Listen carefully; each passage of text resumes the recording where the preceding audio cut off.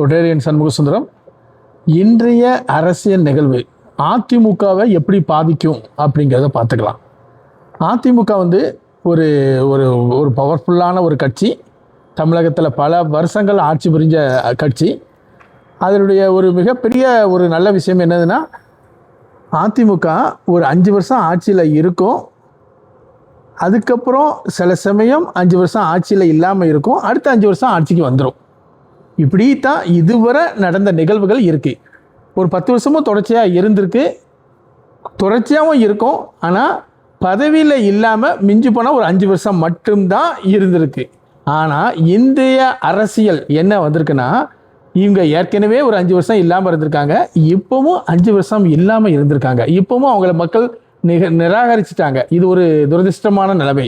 இப்போ அவங்க எதிர்க்கட்சி அந்தஸ்து கூட வரல. இது ஒரு அடுத்த ஒரு சோகம். மூணாவது நிறைய இடங்கள்ல மூணாவது இதில் அவங்க 3வது இடத்துக்கு தள்ளப்பட்டிருக்காங்க. அதுவும் இன்னொரு சோகம். இப்போ நம்ம அதிமுக கட்சியினுடைய தலைவர் மரியாதைக்குரிய எடப்பாடி பழனிசாமி அவங்க மிகுந்த திறமையானவங்க. கட்சியை கொண்டு போகிறதுல மிக எக்ஸ்பர்ட்டான ஆள். ஆனால் இனிமே அவங்களுக்கு கொஞ்சம் கடினமான காலங்கள் இருக்கிறதுக்கான வாய்ப்புகள் இருக்குது. ஏன்னா எம்எல்ஏக்களை வச்சுக்கிட்டு அவங்க கொண்டு போகிறது கொஞ்சம் கடினமாக இருக்கும்.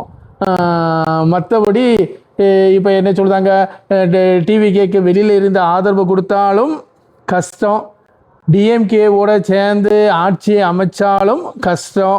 என்ன இருந்தாலும் ஏடிஎம்கேக்கான அந்த ஒரு பவர்ஃபுல்லான இது எதுவுமே இருக்காது. வருங்காலங்களையும் இல்லாமல் இருக்கிறதுக்கான வாய்ப்பு இருக்குது. ஆனால் இந்த சூழலை பூரா, இந்த கஷ்டமான சூழலை மிகுந்த திறமைசாலியான அதிமுகவின் தலைவர் சமாளிப்பார் என்று நாம் நம்புவோம். நன்றி, வணக்கம்.